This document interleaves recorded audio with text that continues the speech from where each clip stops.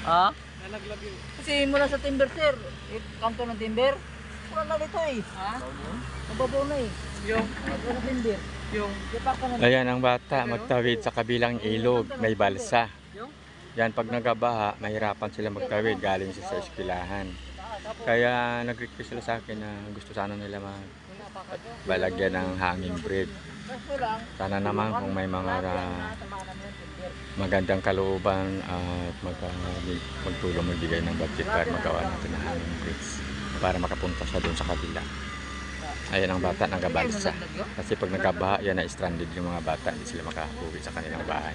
Nakuha na yung timber buo.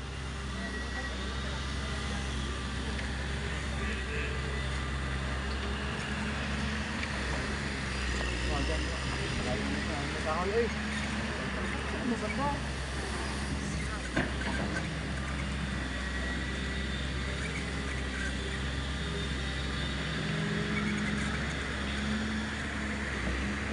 Dapat garden din.